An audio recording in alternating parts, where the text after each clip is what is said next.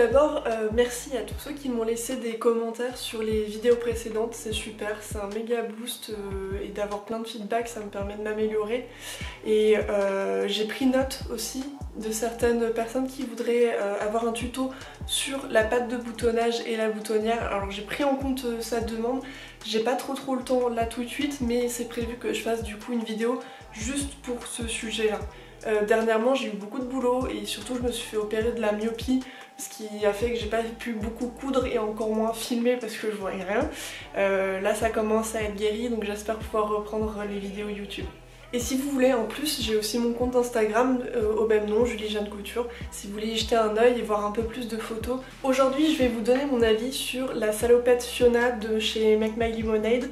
Je vais vous donner mon avis, mes difficultés et le résultat pour une grande débutante, surtout sur les raccords des motifs. Comme ça, vous pourrez avoir un aperçu si vous hésitez à vous lancer.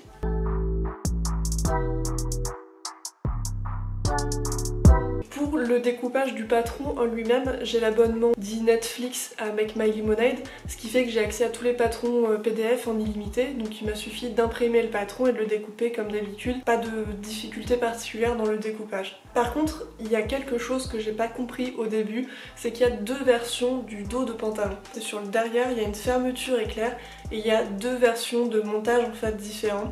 Moi, en tant que débutante, j'ai préféré choisir la version simplifiée parce que tout simplement c'est celle qui est le plus expliquée, en tout cas dans les vidéos et le booklet. Par contre, dans le livret, donc, ils expliquent que pour la version compliquée, il faut choisir de découper la version du dos compliquée et on peut suivre le montage sur une autre vidéo qui est la vidéo du pantalon Julieta. Donc je pourrais pas vous dire comment c'est le montage compliqué parce que je l'ai pas fait, mais le montage simple m'a suffi. En termes de difficulté, ça me va très bien parce que les zips c'est pas trop ma préférence en couture, donc une version simplifiée c'est déjà assez dur. Pour le choix du tissu, j'avais beaucoup aimé la photo de Lisa, si je peux je vous incrusterai dans la vidéo, qui portait un tartan, et donc j'ai choisi pareil, j'ai pris un tartan de chez Mondial Tissu avec des jolies petites lignes, c'est trop beau, sur lequel j'avais craqué depuis un certain moment, donc je l'adore le tissu. Le problème avec ce tissu, c'est les raccords, parce qu'en fait, vous voyez, il y a des lignes, il y a des motifs, c'est un peu compliqué de bien les aligner, donc honnêtement si j'avais voulu me simplifier la vie j'aurais pris sans raccord, genre un jean, et je me serais pas embêtée. Mais j'aime la difficulté, donc me voilà. La première difficulté raccord ça a été les pantalons dos et devant, parce que forcément ça n'a pas la même forme et je savais pas comment faire. Donc ce que j'ai fait c'est que j'ai pris mon pantalon dos, j'ai regardé par rapport au bas du pantalon et à la fourche, enfin la forme comme ça, et j'ai pris le devant du pantalon et je les ai alignés sur le bas plutôt que sur le haut parce que forcément ils commencent pas à la même hauteur. Et une fois que j'ai compris ça, une fois que j'ai fait ça, ça a été, étonnamment, ça a été plutôt bien, du coup je suis assez contente.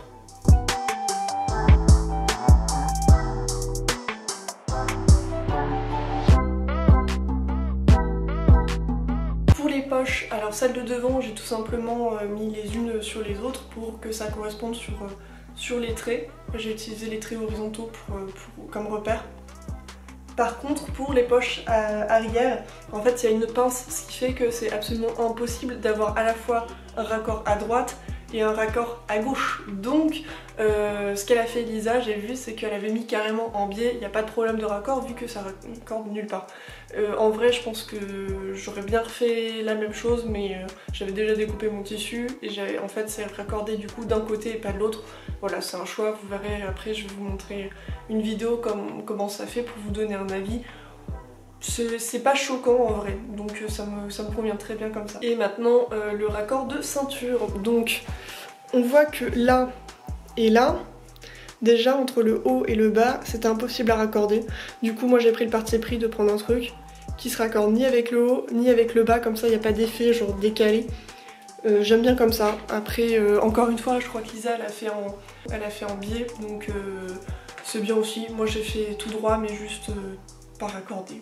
Par rapport au découpage du tissu de manière générale, j'ai utilisé 2,30 m au lieu des 2,80 m conseillés et c'est une taille 40-42 pour 1,80 m. Sachant que l'ourlet du pantalon il est très large et c'est normal, c'est voulu, c'est dit dans le de bouclette qu'il y a un très gros ourlet. Moi même en étant grande il me restait 5 bons gros centimètres d'ourlet, ce que je trouve sympa parce que ça donne un effet sur les pieds, c'est cool. Par contre si vous êtes plutôt team petit ourlet ou bien que vous mesurez moins de 1m80, vous aurez peut-être pas besoin de tout ce tissu là, sachant que moi déjà avec 1m80 ça faisait trop de tissu. Donc à vous de voir si vous voulez prendre le risque entre guillemets et faire des économies de tissu. Vous avez la possibilité aussi de faire une toile, mais ça peut être sympa pour voir si vous avez réellement besoin de tout ce tissu là quoi. Surtout que en général c'est des tissus qui sont un peu épais et du coup qui peuvent coûter un peu plus cher. Donc ça vaut le coup d'y regarder à 2 fois avant de se lancer. Le seul truc que j'ai changé sur le découpage du tissu, c'est le haut. Cette partie là un peu en trapèze que j'ai découpé 2 fois au lieu d'une. Je vais vous montrer après comment je l'ai assemblé, c'est rien de sorcier. Donc en conclusion, pour tout ce qui est découpage du patron, il n'y a pas tant de pièces que ça, donc ça va. Pour les raccords, de la concentration, mais j'ai pas fait de boulettes, donc je suis assez contente. Je pense que c'est accessible quand même. Évidemment, pour une grande débutante, c'est beaucoup plus simple de commencer par un motif uni. Normalement, le haut, là, le trapèze, on plie une première fois, puis une deuxième fois et on coud. Moi, je voulais pas, surtout que mon tissu, il est pas si épais que ça, c'est un petit lainage fin. Donc ce que j'ai fait, c'est que j'ai pris mes 2 pièces, parce que pour rappel, je les ai découpées 2 fois au lieu d'une.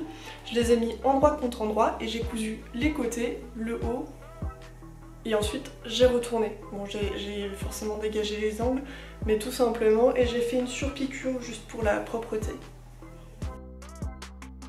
Avant de coudre les poches, je les ai bien superposées la poche contre le pantalon pour vérifier que la ligne était bien droite, s'alignait bien, et ensuite j'ai cousu j'ai d'abord mis les épingles et ensuite j'ai cousu, ce qui fait que les poches sont plutôt bien alignées, je trouve. Je vais vous montrer. Hop. Voilà. Ça suit. Pour la fermeture dans le dos, je vous conseille de vraiment repasser, ça aide à fond pour les coutures, même si ça prend 2 secondes d'aller ouvrir la table à repasser, je vous le conseille parce que ça aide. Je trouve que comment mettre la fermeture, c'était pas forcément très clair, donc je vous remontre comment moi j'ai fait un peu plus au ralenti pour que vous voyez où la fermeture commence par rapport à la fourche. Et la première étape pour la fermeture, c'est que j'ai cousu la fourche comme ça jusqu'à 1 cm au-dessus du petit décroché qui était indiqué sur le patron. Ensuite j'ai cousu la fermeture éclair sur les côtés qui étaient repliés au fer à repasser. Ce qui est un peu compliqué si vous avez choisi comme moi un tissu à raccord, c'est de bien faire correspondre les lignes. Donc pour ça j'ai d'abord bâti, c'est-à-dire que j'ai d'abord cousu comme ça, genre à la va-vite à la main, et ensuite j'ai cousu à la machine pour que ça s'aligne bien. Parce qu'en fait avec les épingles je trouve que ça se décale un petit peu, et puis la fermeture éclair, enfin bref ça gondole, ça devient compliqué, donc là je l'ai fait à la main d'abord, puis à la machine proprement. Pour le montage de la ceinture, il n'y a pas vraiment de différence techniquement parce que j'ai toujours pris en sandwich le trapèze dans la ceinture, sauf qu'au lieu d'avoir une pièce haute en forme de trapèze, il y en a 2 qui sont déjà collées l'une avec l'autre.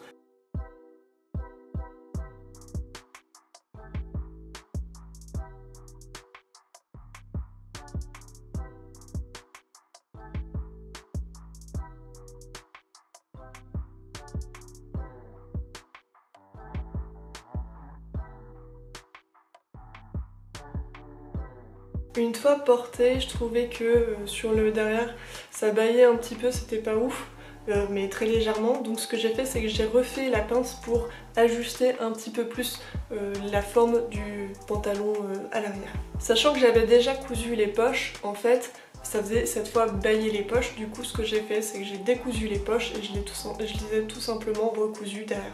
Ça n'a pas déchiré mon tissu, mais je vous conseille du coup de bien checker si les pinces ça correspond à votre morphologie avant de coudre les poches, parce que c'est un peu casse-pied de devoir découdre et recoudre. Par contre ça vaut carrément le coup parce que du coup c'est hyper canon. Pour les pinces, j'ai voulu faire une surpiqûre, je trouve que ça fait un petit détail très sympa. Et enfin la dernière chose que j'ai fait différemment, parce que je voyais pas l'intérêt de faire une boutonnière, j'ai cousu les bretelles directement sur le haut en fait, et les boutons c'est purement décoratif. Je vous montre. Voilà.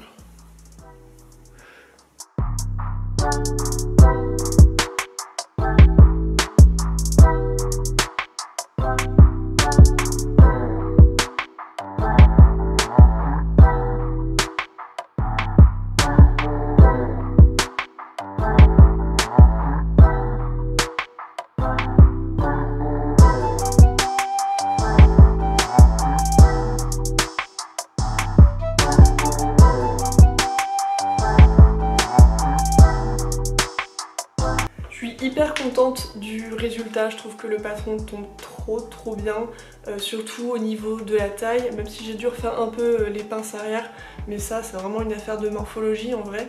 Je m'attendais pas à ce que la taille soit aussi fine, parce que souvent c'est un peu large, là elle tombe très bien. Donc si vous êtes un peu plus épaisse de la taille, n'hésitez pas à rajouter quelques centimètres quand même au cas où.